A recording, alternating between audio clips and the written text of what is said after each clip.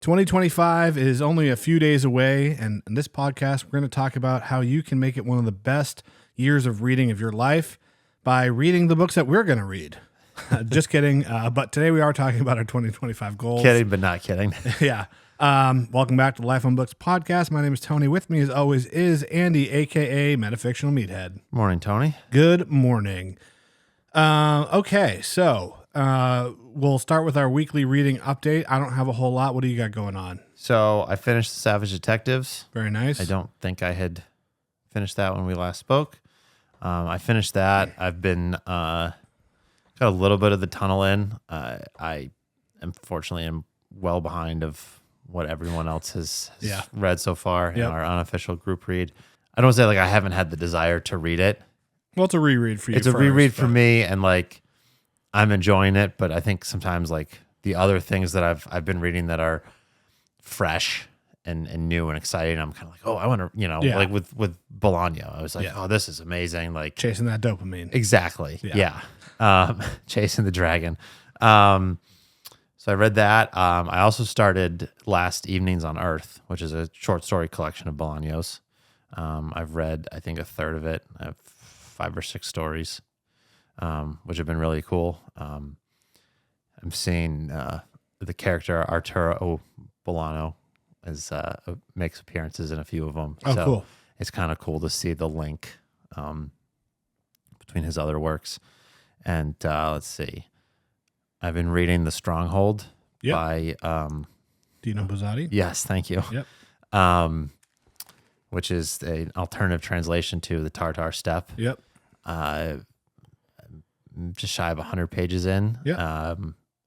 So far, I have not been enjoying it as much as you enjoyed the Tartar Steppe. Well, I mean, it was crazy to me, like that one excerpt you sent me. Yeah. I was like, whoa, this tonally is just completely different. And that's, obviously, haven't read any of the translation that you did, but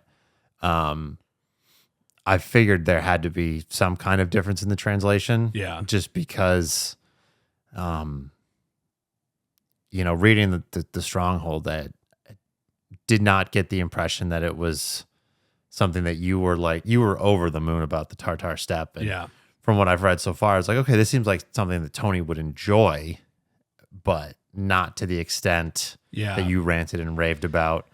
So the language that was used in that brief, that 1 or 2 paragraphs you sent me, I thought, and look, I don't speak Italian, so I have no idea how faithful one is or the other to the original translation. But the language just seemed in the Stronghold much more dolled up than what's in the Tartar Steppe. Like the Tartar Steppe has some really nice prose and some very beautiful descriptions of the landscape, but it doesn't like beat you over the head with this poetic language. It's really more about this like subtle undertone of the unnerving setting that the story takes place in. So, and I haven't really gotten that like sense of foreboding. Oh, it's immediate and unnerving. The unnerving, like it's there, but it seems like more of a background thing. Oh, I felt like it was very prominent and immediate in the Tartar Steppe. So I wonder if the translations are just wildly different. Yeah. So and then I also read Naked Lunch by William Burroughs. You finished it? I did. Did you understand any of it? Not a lick. Okay. That one was highly recommended to us, or me, but I guess both of us and everybody at large by our. I have a copy of it already. Actually, our good friend Seth at DeWitt's mailing list. To date, probably my favorite podcast that we've done. I agree. Shameless plug to listen to. Yeah. He and I were talking the other day, and he asked if we were ever going to invite him back. Definitely, yeah. And I said he's always welcome. So yeah. There's not much of a narrative to it. It is just kind of this, I don't want to say mad rambling, but there's kind of has a lot of like ideas and themes of other books that I've really enjoyed. One of the things that Seth talked about was the influence it probably had on Pynchon. And I can see the the idea about like systems of control and things like that. But yeah, I did not have a clue what was going on. So it intrigued me enough to still want to check out the other Burroughs books that Seth has recommended and that I have.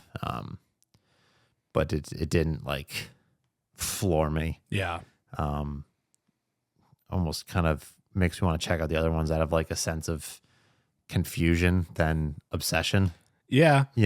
Although it could be like a Gravity's Rainbow type situation where you started with the big name one, but it's also the most challenging. Yeah. I mean, I have no idea. I don't know. Of the 4 books that I have, Naked Lunch chronologically is the first. Gotcha. So yeah.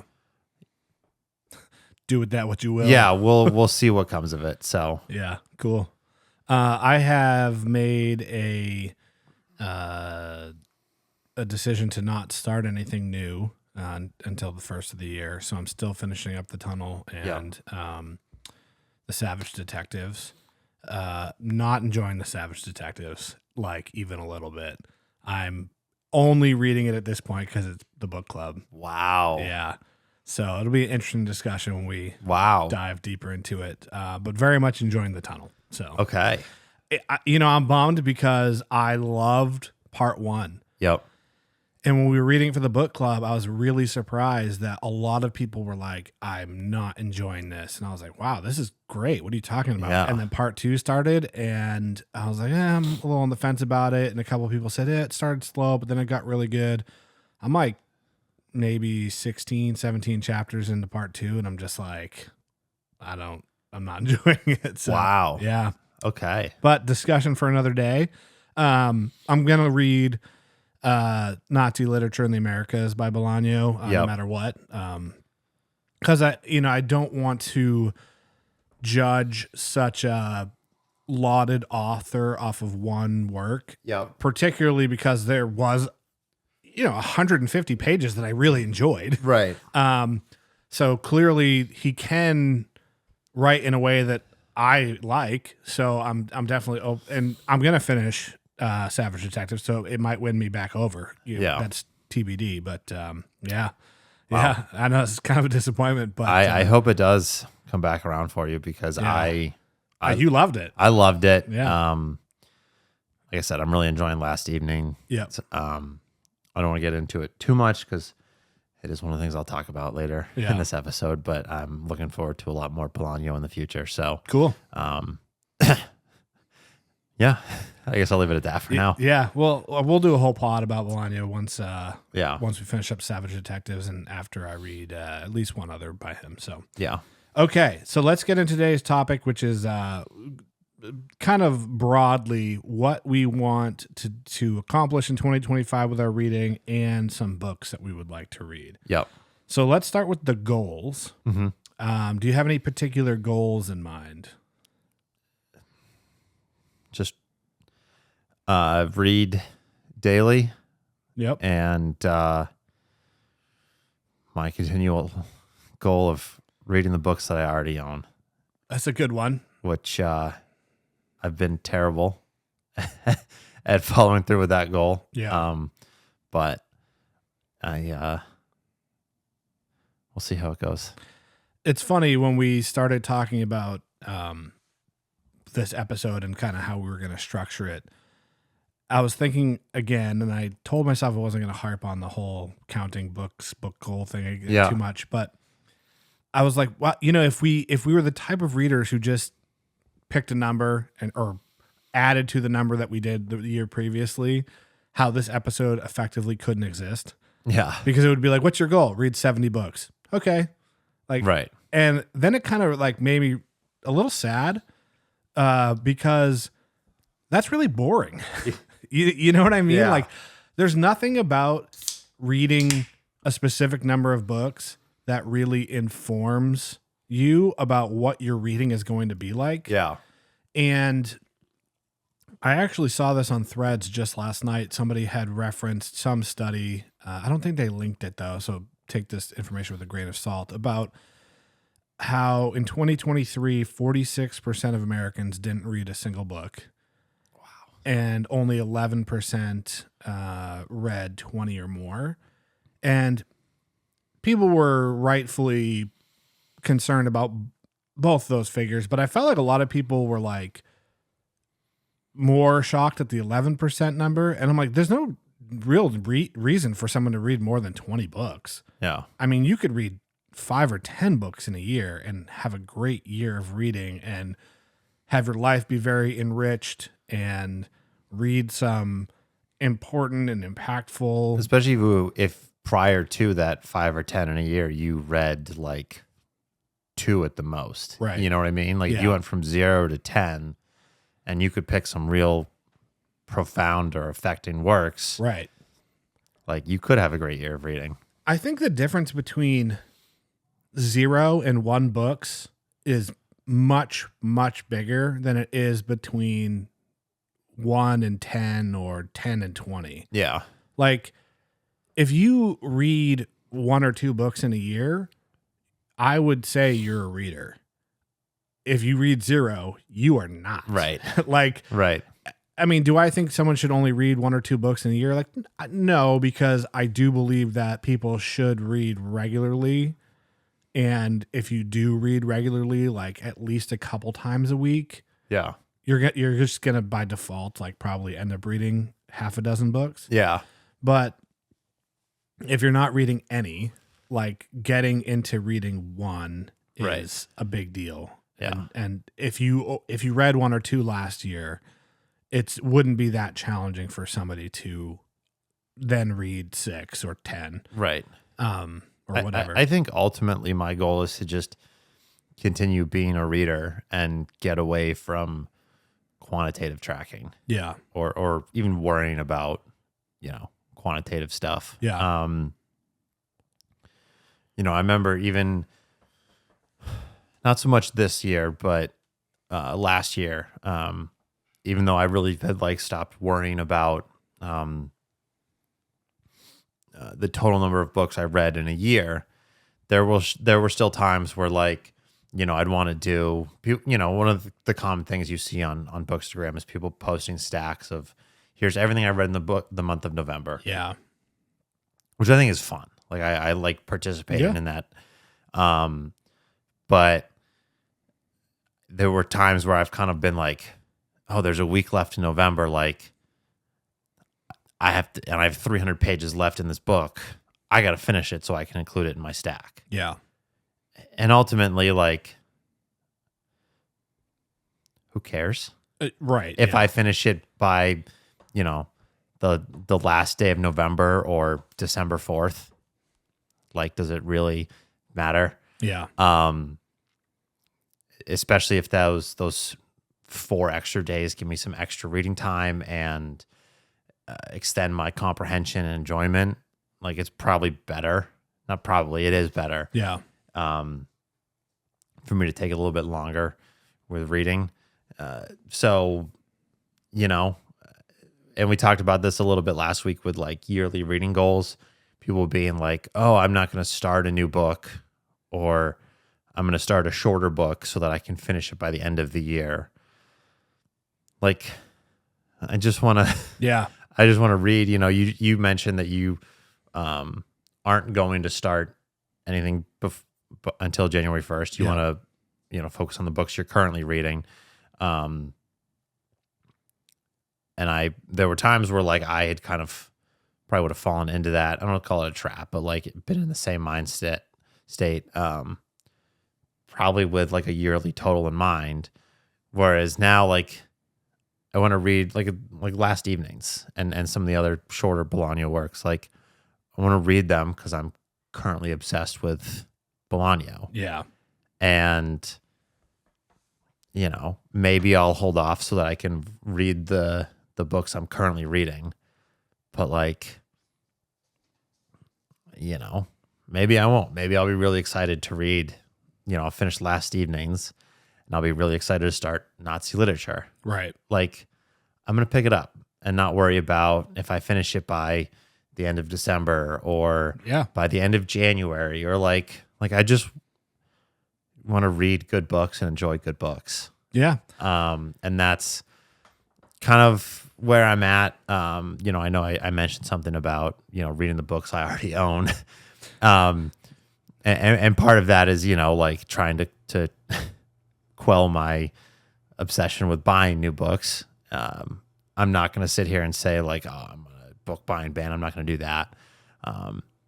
Just partially from, like time in the fitness industry. I know how sideways things can go if you put like hard restrictions on stuff. Yeah. But like, I have a pretty vast library. Yeah. And I'd like to enjoy it. Yeah. So. All right. So official goal number 1, read the books you already own. Yes. That's was on my list for things I wanted to talk about today. And I think one thing I wanted to mention was I think the language that we use around these concepts might be flawed. Like the idea of a reading goal is maybe a little flawed because you and I both know, again, from our previous careers, like goal setting usually has some type of time component attached to it. And there's really no real purpose for that. When it comes to reading, if you think about it in the context of maybe like your health or your financial status, obviously, like if you have a financial goal, it makes sense to put a time on it because you want to be able to purchase a house before you have a kid or what, something like that. Same thing with your health. If you're really out of shape, and you could potentially face some serious consequences because of that. Like, yeah, there's a little bit of urgency there, but having a time component to your reading doesn't make a lot of practical sense. Yeah. It's fun in the sense of like, particularly for myself where I'm a influencer, like I have to do a year-end recap post. Right. People are expecting it. It is fun to do. Yeah, it's a ton of fun to do like the year-end episode or to yesterday both of us posted like stack. Like that's fun. It is. And people talking about the book, so that makes sense. But going back to what you had said, like, oh, I read this many books in November. Oh, there's a week left, and then we can cram in 2 more. Yeah, it's like who cares? Right. I think, for me, like, we're not doing this professionally. So there's no like, unless we have a certain project in mind with a read, like we're going to do an episode about, X book or Y author. Yeah. There's no deadline. Right. And even with that, like if, for instance, we kind of tentatively plan to talk about the Savage Detectives today, but you haven't finished it yet. Right. You can just kick the can down the road. Right. Yeah. And like, which we've done many times. No one's going to yell at us. Right. Yeah. We don't have any like editor or boss over our head being like, hey guys, you got to finish Bolano and crank out that episode. Right. So, unless there's like a tangible thing I'm trying to do with the works that I've read in a certain amount of like by a certain point in time, it doesn't matter. Yeah. Like I just want to read, just read and enjoy the books.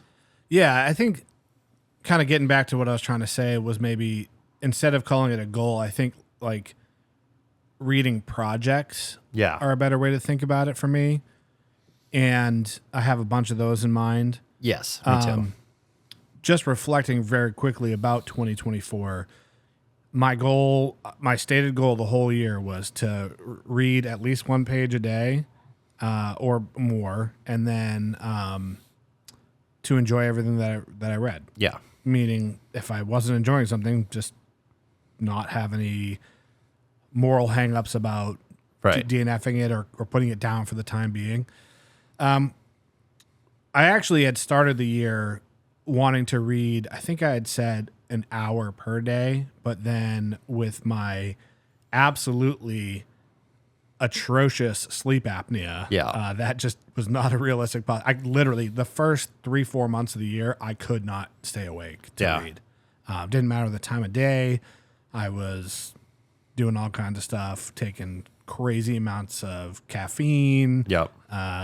Took Adderall for a little bit. That kind of helped, but if you look at my reading for the year, month by month, it exploded after I started sleeping normally again. Yeah. So Yeah. that was good. Definitely. But looking to 2025, one of my goals, and this is a goal, not so much a project, is to buy fewer books. I actually just purchased The Last Samurai by Helen DeWitt, which is looking like it's going to be our January book club read. The voting is still technically open, but it's got a healthy lead, and I don't see a massive shift coming anytime soon. So I did purchase that. I got it used online through Thrift Books. But the last 2 years since I started this whole Bookstagram, BookTube thing, I've probably purchased, I don't even know. Yeah, I don't even 400 books, I don't even maybe? want to think about it. It's insane. Yeah, which I don't really have any regrets about because I like having a big library of books I haven't read yet. However, I will say I'm at the point now where I can pretty much get a free copy of any book that I want just by emailing the publisher. Right. Very few instances. Actually, I don't think anyone's ever said no. A couple times I just didn't hear back, and Right. that could be the email ended in spam or who knows what. Right. And so I was like, there's really not a lot of reason for me to be purchasing books at this point. I do still love to support indie stores, Yep. small publishers. So I probably will continue to do that to some degree, but I'm definitely going to slow my roll on purchasing. In fact, aside from The Last Samurai, it's been, I want to say 6 or 7 weeks since I bought a book, maybe even a little longer, which Nice. is the longest I've gone since I started a Bookstagram. Yeah. But it's been cool. Like even stuff that's not like stuff that's older, that's not a new release, I've been able to get. The publisher's been like, sure. Yeah. So, it's free advertising for them. So Right. the only downside to it is sometimes it takes a while. Yeah. So you email them, it might be a week before you hear back, and then they, okay, what do you want? What's the address? Blah, blah, blah. You do all that. Then because a lot of this is maybe just like in a warehouse somewhere, Yeah. they have to go get it. Somebody's got to ship it out. They send it snail mail, like the cheapest form. And so sometimes it's like 3 or 4 weeks before I actually get it. Right. But, if you can get over that dopamine of like hitting the add to cart and it showing up the next day or the day after, Right. it's not that big of a deal. And I have 500 unread books sitting on my shelf to keep me busy in the meantime. Yeah, I'm in the same boat. I have, I could probably have, 5 to 6 years of good reading, Yeah. if not more, out of the books I already own, Right. without having to do many rereads. So I think for me, I sort of talked about this idea way back when we did the discussion about what it means to be well read. Yeah. I think for me, like I'm at the point where like kind of want to develop like my own personal canon, Yeah. which I think I've already started to do. And I think if you go back and listen to like our back catalog, both of like the reading recaps and then the books that we've just talked about in various episodes, like you'll get a sense of the type of books that make me who I am as a reader. Yeah. But like I just kind of want to expand on that and start to really flesh things out. And I guess that's kind of a project of mine, even if it's just something like I'm doing Yeah. internally and nothing comes of it. So, I just kind of want to. I mean, not everything has to be on social media. Exactly. Yeah. Exactly. And just read. Yeah. So since you have more in the way of books rather than projects or goals for 2025, why don't we dip into some of what's the first book in your stack So here? some of these books in this stack are related to quote unquote projects. Okay. In a sense. So we'll start with just one of them or one project or one book. So I have a couple author related projects. Yep. 2 authors that I continued. One that I read, continued to read this year, and had a profound effect on me, and I really enjoy it and want to keep reading. Clarice Lispector. I've Nice. got 3 books of hers that I have not read yet. The Chandelier, the Besieged City, and The Apple in the Dark. The Apple in the Dark. So, Is this her last one? no. No, that was Hour of the Star, right? Yes. Technically. Well, Hour of the Star, Breath of Life. Right. Hour of the Star was the last book that was published while she was alive. Gotcha. And then Breath of Life was posthumous.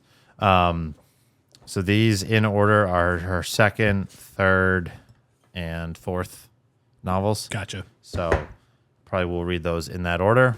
Nice. Just again, my obsession with Lispector is well documented. Yep. So just kind of continuing that. And then my next author project is a newfound obsession that I've already spoken about on this episode, and that is Roberto Bolano.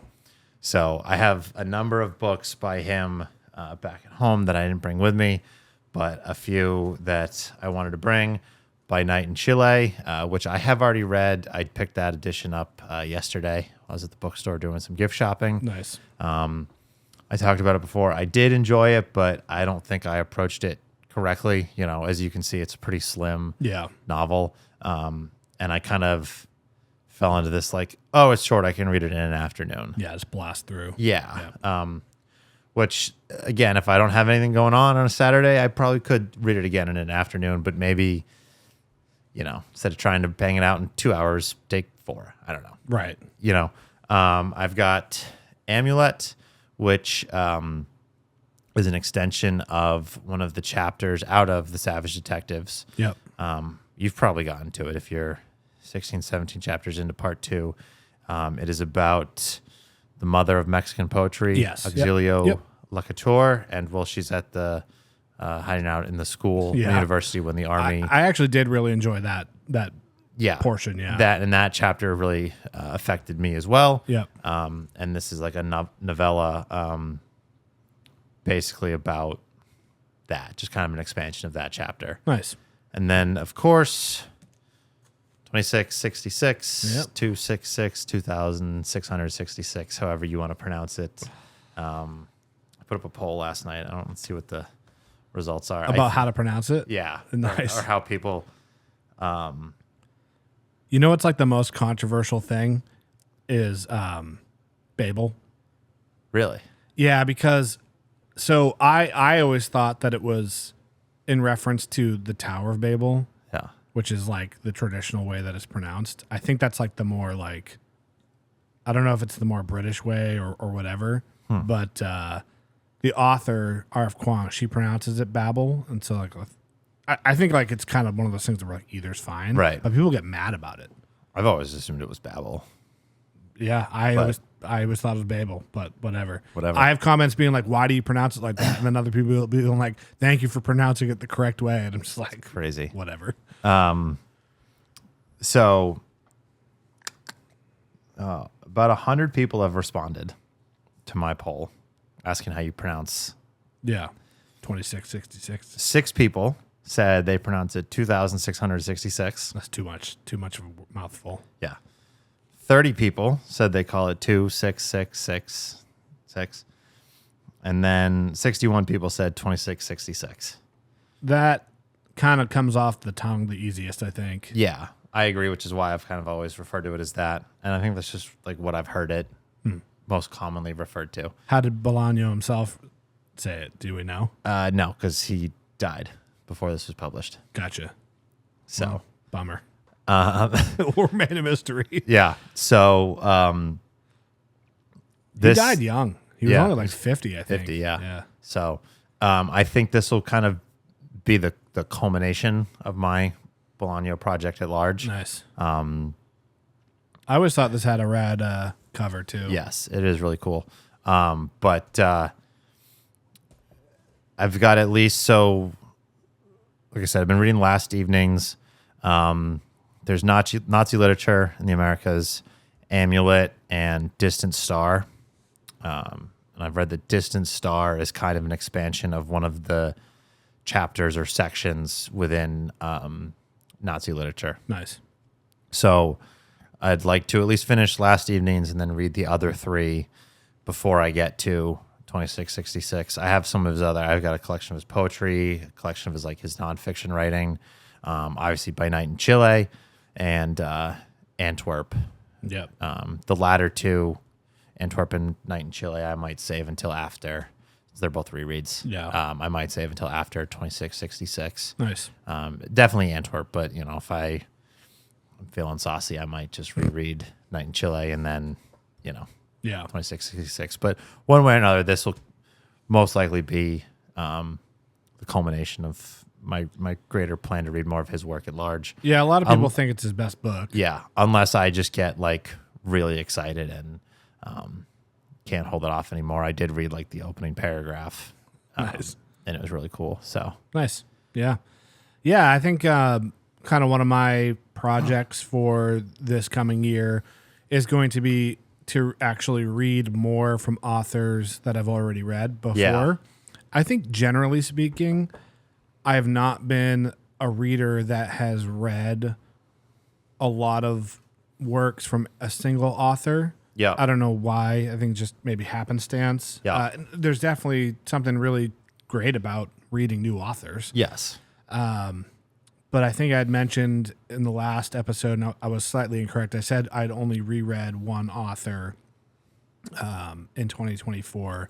That's actually not correct. So I read a Ta-Nehisi Coates, his new book, which I've read one from him before. I read an RF Kuang, and I've read one from her before.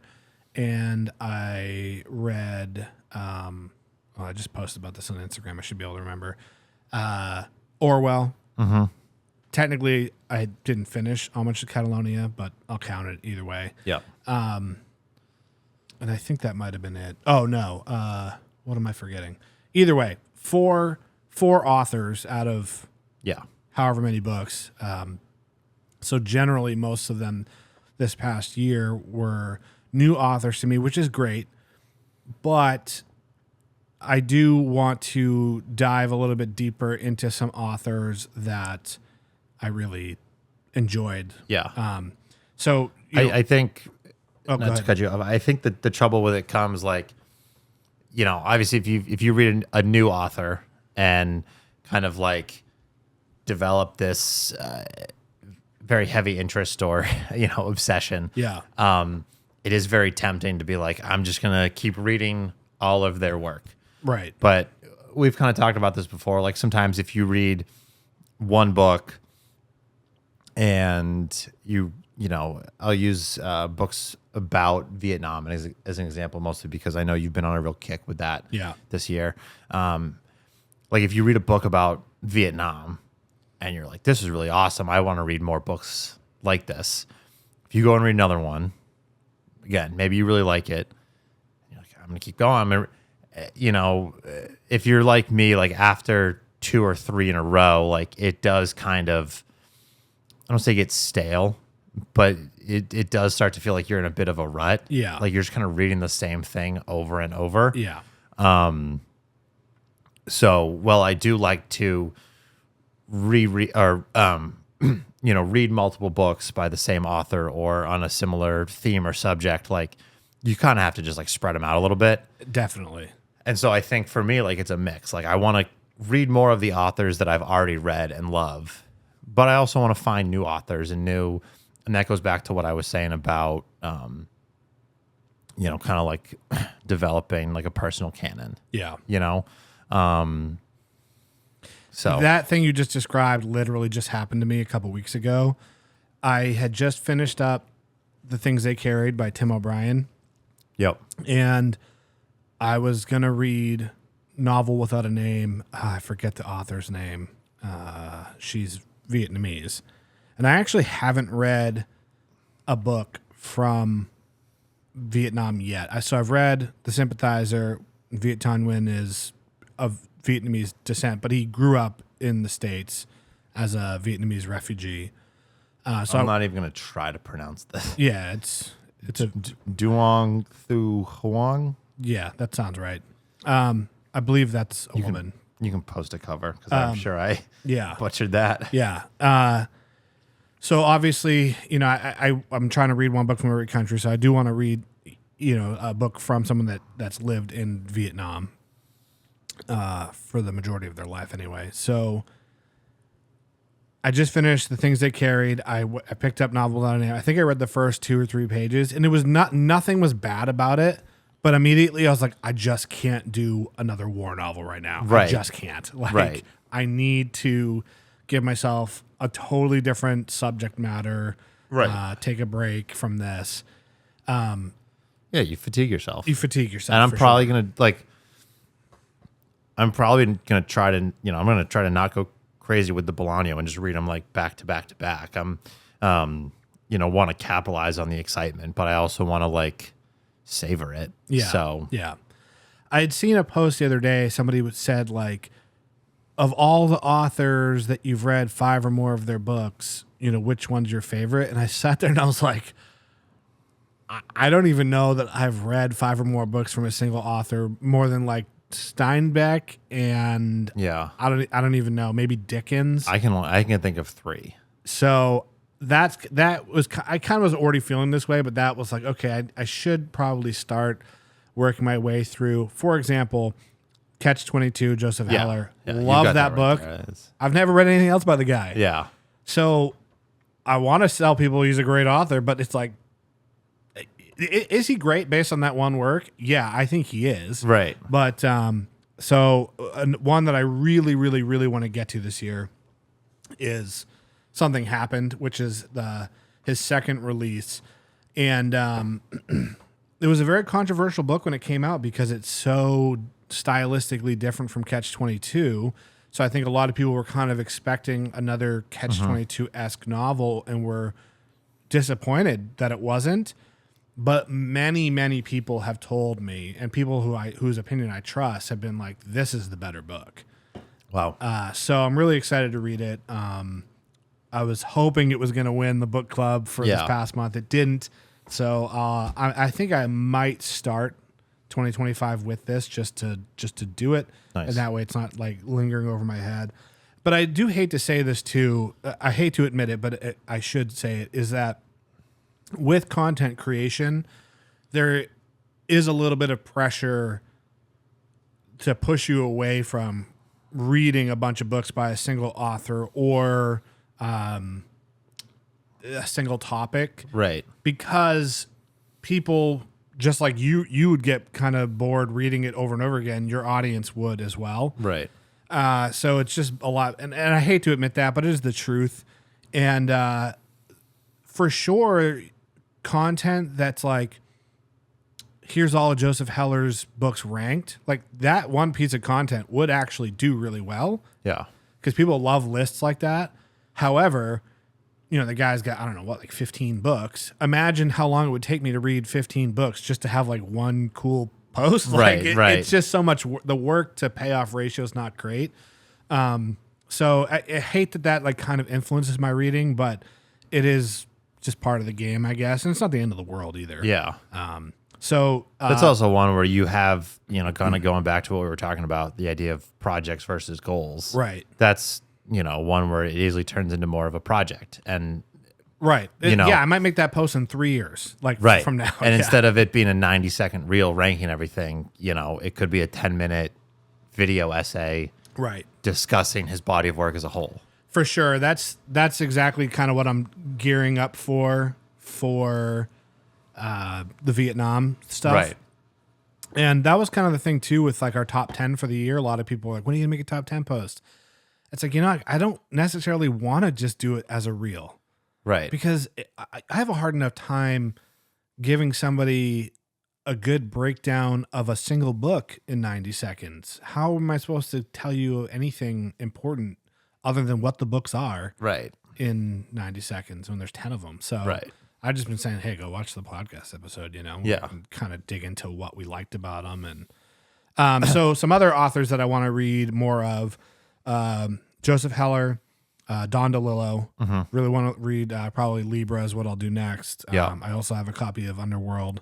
And then I didn't bring it out here, but Don Carpenter. Yep. We read Hard Rain Falling. We both loved it. I have The Murder of Frogs and Friday at Enrico's sitting on my shelf, so I want to read one of those. Are those both novels or one of them story Murder of collections? Frogs was his second publication, and it was a collection of short stories. Right, okay. Friday at Enrico's is his last book, was published posthumously, and it's kind of like loosely based on his life and his friendship with Richard Brautigan. Gotcha. I really want to read more of William Herrick. Yes. So I've got his memoir here, Jumping the Line. Oh, that's cool. Yeah. So for those that don't know, William Herrick wrote Love and Terror, which was one of my favorite books from 2023 that I read. He's been called the American Orwell. We both enjoyed Love and Terror. So I'd like to read more from him. Yep. And there's a bunch of authors. I have one of his other books as well. I can't remember the title of it. Yeah, you found it at a used bookstore, and I was like, damn it. Like, you got to the H's before I did. Yes. Yeah. So they're tough to come by. Yeah. In fact, I made a video that went kind of viral that included Love and Terror. It was one of the books that are non-political. It was a joke video. And nothing political about that one. And a lot of, of course, no one's heard of this book, right? Like, I think the year I read it had been shelved like 18 times on Goodreads or something. Yeah, ridiculous. I remember the copy that I don't know what the condition yours arrived in, but I ordered it directly from New Directions. Yeah, and you could tell it'd been sitting around. Like someone found it in the back of the warehouse. Yeah. They're like, someone ordered this. Yeah. But dozens of comments being like, where can I get Love and Terror? It's sold out. And I was like, oh, you can get it from the publisher. And they're like, no, they don't have it either. So I guess it's on back order. There's a bunch of, I want to read some more Clarice Lispector. I want to read some more Nella Larson's only other book, Quicksand. So there's a bunch, but that's definitely a goal or project of mine for 2025 is to read more from authors I'm already familiar with. So what do you got next in your stack here? So, one of my other goals, we've talked a lot about our support, our appreciation for small indie publishers. I would like to keep reading more from small indie publishers. Yep. And I brought, as a representation of that, 2 books from Corona Samizdat. Hell yeah. I've got Margie and the Atomic Brain, Volume 1 by Zachary Tanner, which is just a cool, bonkers cover. I believe Volume 2 is due out this year. They were kind of talking about it. So the spines are all gonna like match. So the spines will be one image. That's cool. Yeah. It's kind of this, let's see. I don't even want to try to get into describing it because it seems pretty epic in scope, but it seems like according to the author note, it's got a schlocky B science fiction plot. Nice. So, and Zach's a super cool guy. I've read a couple of his other books. Oscar Submerges, another pocket book that Corona Samizdat put out, and that was really fun. So, and then this one is Wake Up, We're Almost There by Chandler Broussard. I read a couple of his novels last year. Kind of mixed feelings about one of them. I really enjoyed the writing. It was Wolf Howls at My Door, or Wolf Howls at the Door, or something like that. Another big book. Similar to Naked Lunch in the sense that it kind of seemed to me like this almost narrative-less mad ranting and raving. But I really loved the writing. Again, kind of this teardown of like systems of control and fascism and stuff like that. And, Rick Harsh speaks very highly of Broussard. Rick, shout out to Rick. He recently was talking about us on his YouTube channel. Yeah. If you don't follow Rick on YouTube, you're missing out. You absolutely should. Rick, I can't wait to get that hat in. Yeah. Well, he asked me for my mailing address, so it might be en route.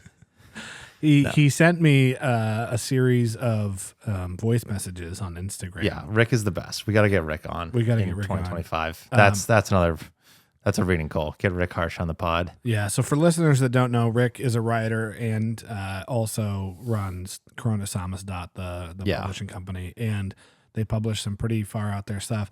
But he had messaged me because of my reel about the things they carried by Tim O'Brien, and he had some hot tea about Tim O'Brien that I'm not going to get into here. Oh boy, not appropriate for the show. But he mentioned that Chandler Broussard has written a book about Vietnam, and which I have a copy of. Oh, you do? Yeah. What's it called?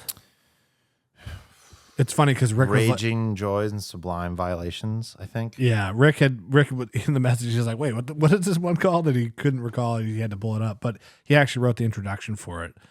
And Rick's incredibly well read, and he feels that Broussard's book is the best on Vietnam, the war. So definitely want to maybe borrow your copy of that at some point from our project. Yeah, he's a great writer. I did read The Wolf Leaps last year, which is another short pocketbook of theirs. Yeah. By last year, I mean 2023, and it was great. Raging Joys, Sublime Violations. Cool. This is a Vietnam book. But yeah, lots of indie publishers that I love. Open Letter, obviously. I read more books from them than any other publisher this year. Dalkey Archive, Deep Vellum. One of the books I am very excited for in 2025 is Schadenfreude, which they're putting out in the fall. Mm-hmm. New Directions, Charcoal Press, Transit Books. Yep. There's lots of great indie publishers, especially publishers that are putting out works in translation. I think Transit Books has the nicest quality, like paper and binding quality of any of the small publishers. Actually, I think it's better than a lot of like a Penguin or something like that. Cool. Yeah. 7 Stories Press. Yep. But particularly wanted to bring these today. Again, Rick gave us that very nice shout out. Yeah. And I realized in 2024, I actually have not read any books from Corona Samizdat. Oh. You're not the number one fan anymore. No, which sucks. So if you've had any interest in Corona Samizdat or heard about them at all, this is me telling you, go buy their books, go read them. We're not officially Rick, you're sponsored, the best. by the way. We're not officially sponsored, but they are super awesome. Rick is doing great work, putting out lots of great literature that, unfortunately, without him would probably go unknown. Yeah. So, do you know where the name comes from? Is it inspired by Infinite Jest? So, because there's talk of Corona Samizdat in Infinite Jest. Well, there's talk of Samizdat. Yes, there is talk of Samizdat. However, the word Corona is also used at least 2 or 3 times. Yeah, I don't think, are they used in conjunction? I can't recall. So, we can have Rick correct us, but my assumption on it, Samizdat kind of is generally like a piece of illicit or illegal underground literature, art, something like that. Yeah. And I think, if I recall correctly, Rick started the press sometime during the outbreak of COVID, the coronavirus. Gotcha. So I didn't realize it was that recent. Yeah. Wow. So my assumption is that it was kind of the Samizdat of Corona. Yeah. These kind of like underground, unheard of. It was really cool. So when I first found out about the press, and the first book I bought from them was America and the Cult of the Cactus Boots. But when I first found out about Corona Samizdat, like they had a website, but there was no like ordering function set up on the website. Yeah. So you had to send an email to Rick and send him the payment on PayPal. Love that. And it just kind of added to the excitement in the air about it. 'Cause like you're sending an email and money to some guy in Slovenia. Right. And like hoping it would be received. And then, 3 or 4 weeks later, you'd get this package in the mail. And, if anyone has gotten books from Corona Samizdat, the Rick Brick, as they call it. Yeah. it almost kind of looks like this like package of contraband. Yeah. Like it's very taped up. It's, in this like brown envelope. Yeah. It looks like it could be, illicit substances. Yeah. So it just kind of added to that air of excitement. So, they're just really cool. I do think I feel pretty fortunate to have been like an early reader. Yeah. So, yeah. Where are the books printed? Do we know? I have no idea. No. I believe they are printed in Slovenia. That would make sense because he ships them from there. So yeah, and if you watch any of the videos that Rick posts on his YouTube channel, his booktube, yeah, like his apartment is the warehouse, so it's just like full of books. Nice. If you like the backdrop is just the Corona Zamazdat back catalog, right. It reminds me of I think this was before your time when you were on the weightlifting team, but we used to order this topical muscle cream from Bulgaria. Is that the Belarus? Nico Flex? Yes. Yeah. Did you ever use that stuff? Yes. It's amazing. It was so... It's the hottest thing of all time. Yeah. I remember like the first time I used it because my legs were killing me. Yeah. And you were like, I grabbed it off the shelf and you were like, before you put that on, get like gloves out of the bathroom because once you like, you're going to want those to apply it because you will not get it off your fingers. Yes. And, it's basically just like Hungarian icy hot. Maybe that's where it was from, Hungary. Yeah. But it's like crazy strong. And I put, like nitrile gloves on and put it on my legs. And they kind of like, if anyone, has used icy hot, you know, that feeling of like when it starts to kick in and it's kind of like burning up. And I was like, oh, this is familiar. And then it like just ramped up. It just keeps going. And my legs were like on fire and it felt great, but my legs were on fire. Yes. And I like rolled my shorts up and they were bright red. It looked like I'd been out in the sun for hours. It was a decision you could not take lightly to apply it. No. And I learned the hard way to wear gloves when I put it on because you just could not wash it off. Yeah. And then you'd wipe your eye and your eye would just explode. But what was really fun about Nico Flex was that it would do its magic. You'd feel better. Your muscle soreness, your joint stiffness would go away. You'd be in some discomfort from the heat, but you'd get through your training session. Eventually, you'd kind of cool off. Everything would cool off. But it was like later when you'd shower, it was like reactivated by the heat of the water, and it would just be like burning again. Yeah. But that stuff, I actually still have a few tubes of it somewhere. I just don't lift anymore, so I don't have any use for it. But that was sketchy because at the time, I don't know about now, but at the time, you could only get it from some. I think it was a Hungarian product, but it was sold from a Bulgarian company, is what it was. Gotcha. And so the whole website was in Bulgarian. It had to rely on Google Translate. Yeah. I'm like punching my credit card into some foreign website. I have no real idea what it says. Yeah. And then it would take like a month and I would order a bunch and it would just come in the most absurd packaging. It looked like we were smuggling drugs or something. And that's kind of how it looked. Like I get most of my mail delivered to work. Yeah.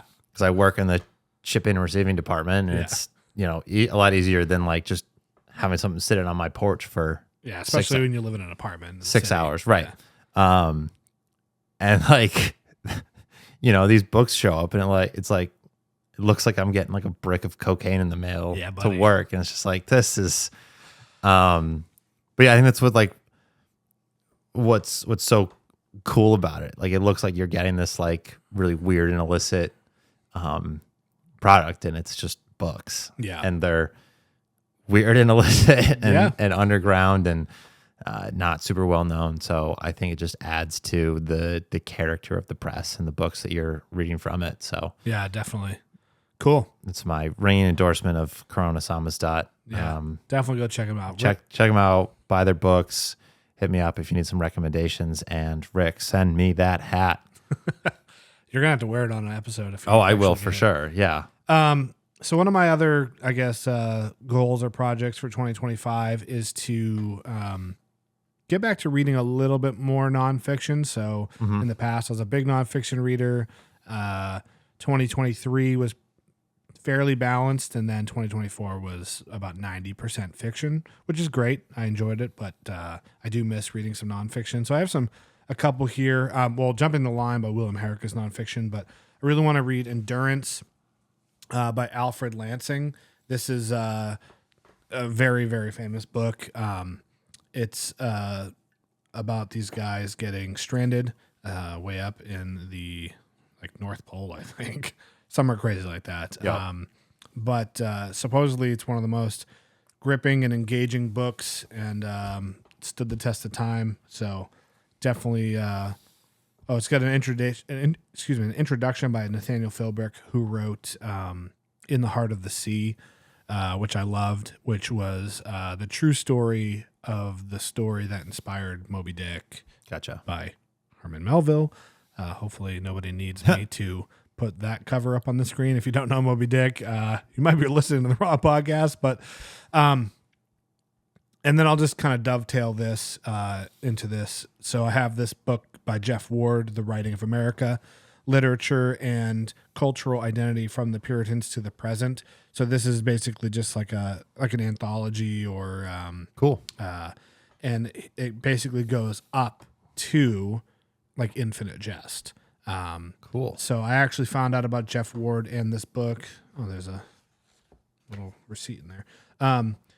From an interview with David Foster Wallace. Cool. So Jeff and Wallace were on a panel, and they were both being interviewed, and I thought he was a very insightful guy. I liked what he had to say. Checked out his book, and it's interesting because a lot of people know that I'm working on reading a book from every country, but one thing I actually do want to do is kind of like a unit on the Patreon for American literature. Yep. And kind of give people a roadmap and a framework and some recommendations on American literature aside from what you'd expect, like Moby Dick, Hemingway, Steinbeck. Great books, great writers, but everyone knows about those. Yeah. So I kind of want to put together a list and some reading resources for some American literature that you haven't heard of, but also still do it chronologically. So I thought reading this would probably help with that. So cool. Yeah. What else you got in your stack? So I've got a couple more here. In 2023, I read a lot of books. I read 120. A lot of them were really short. I'd say probably half of them, give or take, were 200 pages or less. Yeah. A good number of that fraction were books that were 150, 100 pages or less. Yep. Part of that was driven by 2023. I started a new job, had different hours, more normal working hours. So I didn't have as much time to read. So it was easier to read a lot of short books. In 2024, I kind of returned to form. Started reading a lot of longer works. Yep. I read, instructions, four or five books that were over 1,000 pages. Wow. And if you've followed me or the podcast long enough, we got some comments about it on our year-end recap from this year. Yeah. You know that I love big books. And so that's just kind of a goal of mine, keep working through some of the unread big books I have. So I could have brought a number of them over with me today. These are kind of arbitrary picks to represent the pursuit of big books. But I've got... This is two-handers here. The USA Trilogy by John Dos Passos. And that's technically 3 novels in one collection. But this is another one that has kind of heard come up in the discussion of the Great American Novel. Yeah. So our good buddy Seth was recently reading, I don't know if he's completed the whole trilogy, but I know he read The 42nd Parallel, which is the first of the 3. Nice. He had great things to say about it. So far, it seems like it's something that'll be up my alley. Yeah. And I'm excited to check it out. And it's from it seems to be kind of taking place like around World War I and kind of up to the start of the Great Depression. So, or maybe through the Depression. Nope, up to the Great Depression. So, not really an era I've read much about. So, I'm excited to check that out. And then another one is recent release from Dalkey Archive, Miss Macintosh, My Darling by Margaret Young. Marguerite. I don't know how they pronounce that, but like Marguerite, yeah. Yeah, this one's crazy. It's like 1,300 pages. Damn. And unlike The Dying Grass, which was like 1,400, but about 200 pages of that was like notes and references. Sure. This is like up to, let's see what it is. That's a tall book, too. Yeah, it's a big book. 1321. Wow.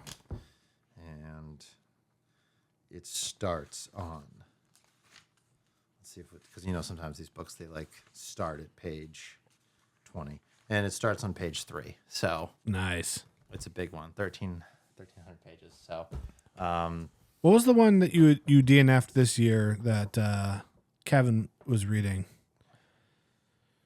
Are you talking about the combinations? I don't think so. Maybe. I don't know. He was reading a book that he was all jazzed up about, and you started it, and then you were like, Women and Men. Oh, that's right. By McElroy. Gotcha. Which was just incredibly difficult. Yeah. I have some more other shorter books by McElroy that I probably should read first.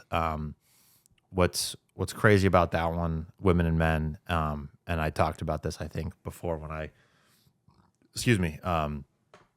talked about DNFing it. Like, it's this, crazy long, difficult, complex work of fiction. And what makes it even more challenging, unlike other prominent, really long, difficult works like The Recognitions, Gravity's Rainbow, Moby Dick, Ulysses, Finnegan's Wake, things like that, or, The Tunnel. There's not really anything out there as far as like references, guides, plot summaries, anything. Yeah. There's a Wikipedia page and that's about it. And you're kind of just on your own. Yeah. Like, good luck, figure it out. That's tough. So yeah, I'll get around to that eventually, but yeah. Yeah. Not a high priority. Yeah. That one's a challenge. So I don't know why I was confusing it with Miss McIntosh here. So, well, this is, a recent release. It was getting a lot of hype. It was kind of I don't know if I would say like flagship, but when Dalkey kind of started the Essentials collection, this was one that a lot of people were really excited about. Oh, cool. And I think Chad maybe talked about it a little bit while he was on the show, but like it was one that was hit with a lot of publishing delays and got held back and got held back and got held back. And I actually, I helped proof part of it just to make sure there weren't like any like typos or things like that. So it took a long time for it to come to fruition. So people were very excited about it. So I've seen a lot of people talking about it. I know Travis at Myers Metafictional Musings recently finished it, and he loved it. So I'm excited to check it out. Cool. I have a couple more books here that I just grabbed because I definitely do want to read them in 2025. One would fulfill my goal of reading more from authors I've already read, which is V by Thomas Pynchon, his debut novel. Nice. And the other is Matterhorn by Carl Marlantis, which would be my first Marlantis. I couldn't even name another book this guy's written. Yeah. But it's about Vietnam. Yeah. And so I want to read at least 10 books about Vietnam, and then I'll do my top 10 books about Vietnam, rank those 10. Yeah. I'm at 6, so I have 4 more to go. Yeah. Definitely going to read Novel Without a Name. Yeah. I'm also going to read Sorrow of War by Bao Ninh, who's also a Vietnamese author and lived through the war. So Yep. obviously being American and an English speaker, most of what I've read has been from the American or Western perspective. But Yeah. I think you should read Rick Harsh's book, Manifold Destiny of Eddie Vegas. Okay.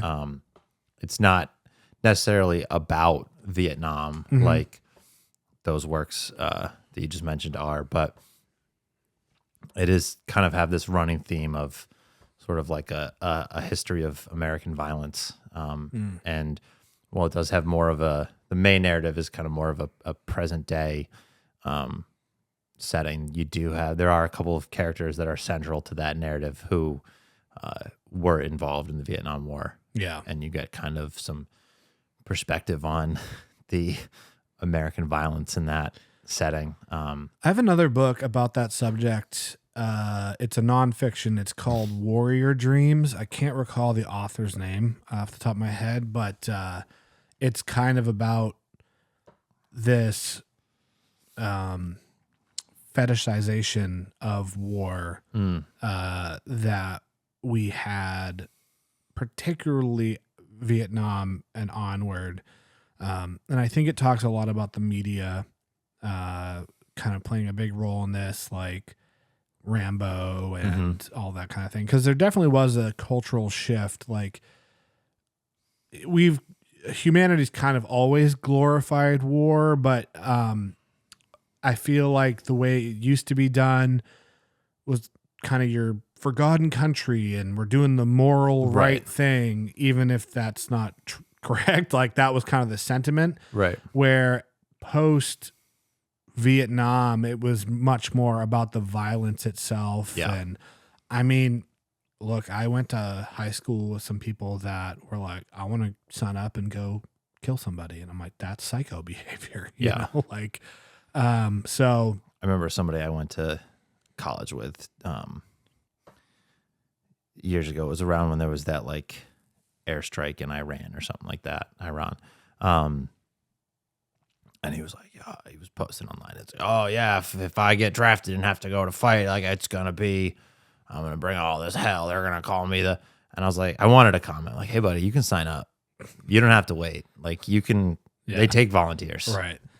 Yeah, I don't really understand that desire, but it's definitely a thing in our culture, and people always want to like pin it on like one thing, like it's video games or what movies.